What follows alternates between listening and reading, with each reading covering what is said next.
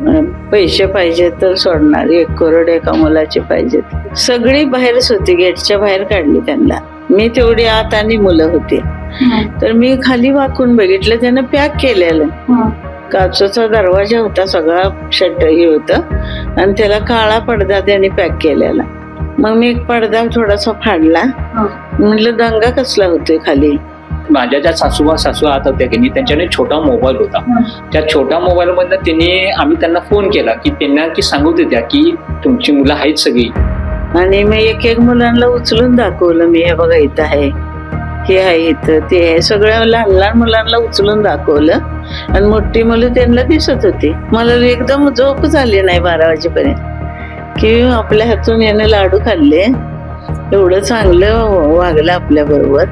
आणि पालकांच्या मुलांच्या वडिलांना सांगायचं की माझे 2 करोड बुडलेत शाळेकडून, सरकारकडून. मला एकदम चक्कर आली म्हणून मी असं दरवाजा धरला आणि ते माझ्या डोक्यात पडला. दरवाजा पडल्याबरोबर ना इथं रक्ताची धार. इथं पडला म्हणून बरं, इथं पडला नाही तर जागेवरच मेले असते. Hello and welcome to HW News English. I am Shubham Chauhan. What you just saw was an excerpt from a conversation we had with a 75-year-old woman. Now, this senior citizen was among the 19 people that was held hostage less than 24 hours back in the city of Mumbai in what was one of the most dramatic incidents that the city has seen in recent years. This woman, along with her grandchild, a 10-year-old, 11-year-old grandchild, was held hostage in this very place that you see behind me in Mumbai's Powai, that is RA Studio. And this is the place where all of this action unfolded. Some dramatic sequence of events had taken place. Just to give you a quick run through of what exactly happened. Where did it all begin? It starts with a 50-year-old man named Rohit Arya putting out a video. He says he has some demand. He said he wants some questions to be answered. And he said if those questions are not answered or if the officials trigger him, he will ensure that everybody in that room is harmed. Who was in that room? 19 people, 17 young children in their early teens, 1 senior citizen and 1 civilian. 19 people were in that room. Rohit Arya said that if his demands were not met or if his questions were not answered, he would take an extreme step and harm everybody that was there. The video is sent to the parents of these children who were held hostage. And what is the studio and these parents and these kids doing there? Apparently a fake audition. That was the pretext under which Rohit Arya had managed to get these bunch of children who, mind you, were not just from Mumbai but different parts of Maharashtra as far as Nanded, Wardha, Kolhapur. That is how far people had come from to send their child here for an audition that, of course, turned out to be fake. Once this video was sent to parents of the children who were held hostage, the police got a call. The police comes here and there's absolute commotion in this vicinity, and we'll keep showing you those visuals. The police tries to negotiate with Rohit Arya, asks him to let the children go and ensure there is no harm, but he's adamant. And then come commandos, of course, official commandos who take over the case. They managed to get into this very RK studio that you see behind me. Now, the police says that Rohit Arya in this exchange fired first at one of the officials, and in retaliation, the police shot at this 50-year-old man named Rohit Arya. Rohit Arya was subsequently taken to the Bal Thackeray Trauma Center in nearby Jogeshwari, where he was declared dead on arrival. But that's not all. That is not where the story ends. A new twist emerges when it comes to light as to what the motive of Rohit Arya was, because everyone was left scratching their heads as to what was this man's motive. Why did he all of a sudden take 19 people hostage? Of course, all 19 were rescued safely by authorities subsequently, but the question still remained on what his motive was. Turns out that this man had a concept in mind. Rohit Arya had a concept in mind, Maaji Shala Sundar Shala, which eventually turned out to be a government of Maharashtra project. Now, reports say that Rohit Arya was not happy that he was sidelined about this concept, that the government did not give him due credit and did not give him money for it. And then came the name of Deepak Kesarkar, the man that you see on your screen, former education minister of Maharashtra and part of the Shiv Sena, led by Eknath Shinde. The allegations were that it was his department, his ministry and his government that ensured that Rohit Arya wasn't paid. Reports say that he also protested on a couple of occasions, saying that demanding that he gets his payment, but reportedly there was no response from the Maharashtra government at the time. And following this, does Rohit Arya decide to take this extreme step. This is the version of events that we are given to understand right now. Deepak Kesarkar, of course, made his side very clear last evening. He said he knew who Rohit Arya was. He said he has dealt with him. He said that all the money that was due to him was paid. In fact, Kesarkar said he himself paid that money to Rohit Arya, but he said if Mr. Arya had any other demands, he should have approached the government rather than taking such a dramatic step. So that is the sequence of events. Of course, the Mumbai Crime Branch is now looking after this matter, and the police is looking at it from different angles. And of course, a political row has also erupted in the state of Maharashtra because of this. But what we will show you today are two conversations that HW News managed to have. One was the 75-year-old woman who I talked about, who was inside, who was very much in the thick of action inside RA studio. And the second, her son-in-law, his son-in-law's 10-year-old was inside there, who was among the hostages inside RA studio. So this is the same family. One is the maternal grandmother. She and her granddaughter were held hostage and of course rescued safely. And here's what both of them had to say. सगळेच पालक आलेले मुलांसोबत. अगोदर 4 मुलांना नेलं वरती आणि त्यांना सांगितलं तिच्या आई वडिलांना की पैसे पाहिजे तर सोडणार, 1 करोड एका मुलाचे पाहिजेत. माझे पैसे बुडलेत शाळेत ते कोणतरी होता तो मेन, म्हणजे तो एकटा नाही, सगळी टीम होती. एक मुलगी पण आहे त्यात, प्रियांका म्हणून. स्टुडिओमध्ये रोज आम्हाला बाहेर बसवायचा. तर काल काय केलं त्याने, मला एकटीला आत बसवलं मुलांसोबत स्टुडिओमध्ये. बाहेर लॉक लावला शटरला, 2 कुलूप लावले मोठे मोठे, आणि बाहेर बॅनर होते ना मुलांचे, त्यांनी पॅक केलं. पहिला बॅनर लावलेला असताना दुसऱ्या दिवशी पण एक बॅनर लावला त्याने, नवीन फोटो लावून. अशी 3 साईडला त्याने पॅक करून टाकलं आणि शटर बंद केलं आणि मुलांच्या आई वडिलांना एकदम बाहेर काढलं. शटरच्या पण गेटच्या पण बाहेर काढलं आणि वरती गेल्यावर ना वर नेलं आम्हाला, राहिलेली मुलं आणि मला.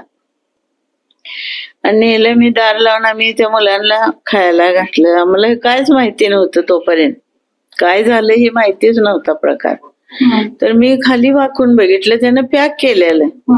काचेचा दरवाजा होता, सगळा शटर हे होतं आणि त्याला काळा पडदा त्याने पॅक केलेला.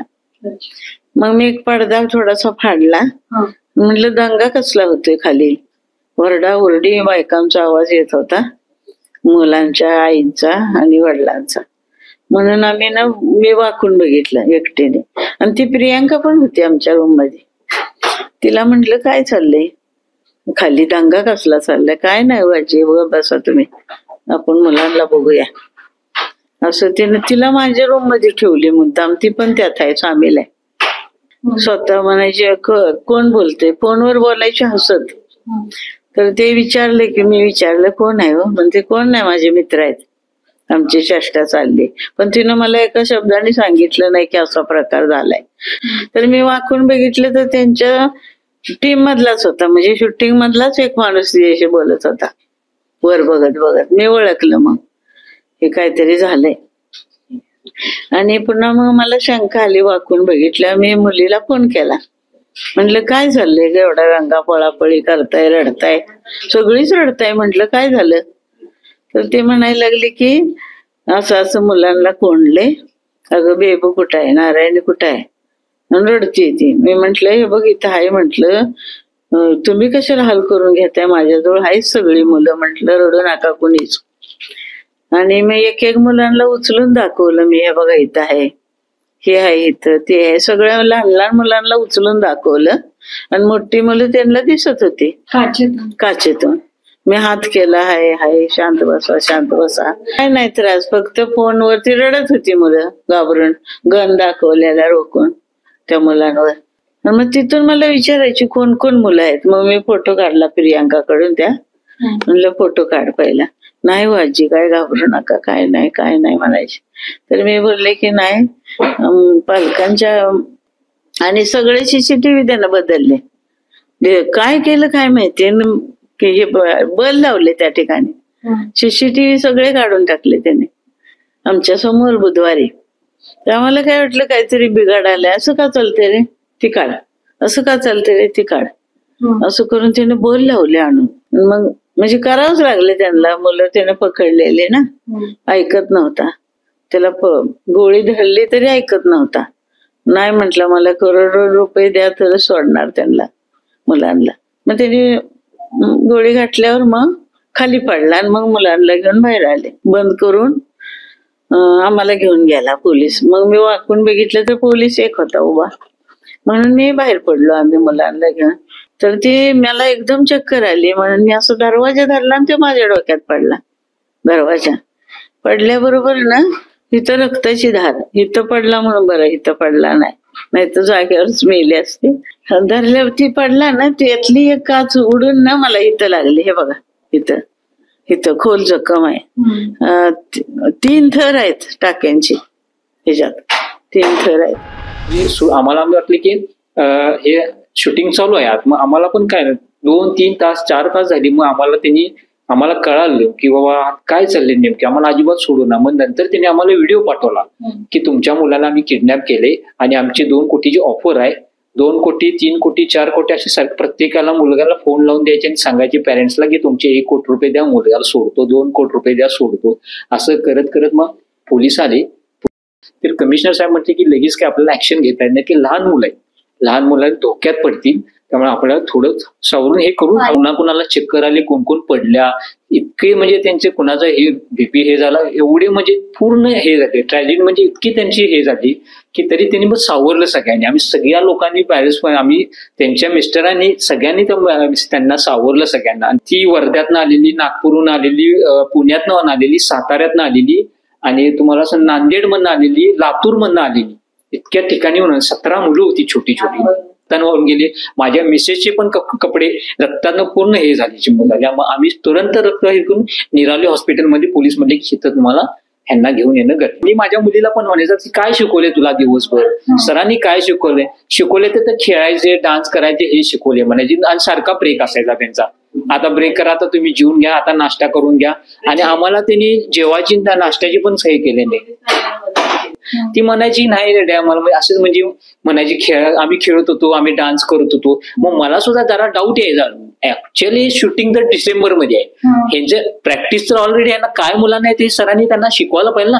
सरकारकडे एकच मागणी आहे की असं परत कधी होऊ नये, की लहान मुलांचं नुकसान आहे. आणि आज काय झाले त्या लहान मुलांसाठी त्यांनी मदत करावी. आज माझ्या खास सासूबाई आहे, सगळ्यांना त्यांनी हे करावे. माझी तेच इच्छा आहे की परत लहान मुलं सगळी यात सगळी टीम असणार, इन्व्हॉल्व सगळी टीम असणार, की आयएस असणार. ते माझं इच्छा आहे. अटक म्हणजे असं ह्याचा शोध घ्यावा मुलं पोलिसांनी, काय व्हावं, कोण कोण आहे, ह्याचा रॅकेट आहे काय, हे सगळं ह्यांनी काढायला पाहिजे. असं परत कुठं नुकसान होलं काय. आज ही ठीक आहे, आई मुलं सावध आणि दुसरीकडे कुठं असं झालं तर नुकसान आहे सगळं. आणि लहान मुलांचा खेळ आहे सगळा. त्याने ऍक्च्युली काय त्याचे पैशासाठीच त्यानं केलं की त्यांना आधीपासूनच आम्हाला सांगायचा. आम्ही सगळी लोक बसलो की तो म्हणायचा आम्हाला, आम्ही म्हणायचा माझी गव्हर्नमेंटकडनं माझे पैसे आले, 2 कोटी रुपयाला मी ही झाले, मी नुकसान झाले, मी ते झाले. पण त्यांना असं करायला नको होते. आज ते जे 2 कोटी रुपये त्याला मिळाले काय, तर ते त्यांना असं करायला नको होत. आता ते 2 कोटी रुपये पण त्याला मिळाले नाही, तर त्याचा तो मिळाला शेवटी. पण सगळं हे नुकसानच झालं. That's all we have for this report. Do like and share this video as much as possible. Spread the word. Subscribe to HW News English. And if you want to support independent journalism, do consider supporting HW News English in whatever way possible. Thanks for watching.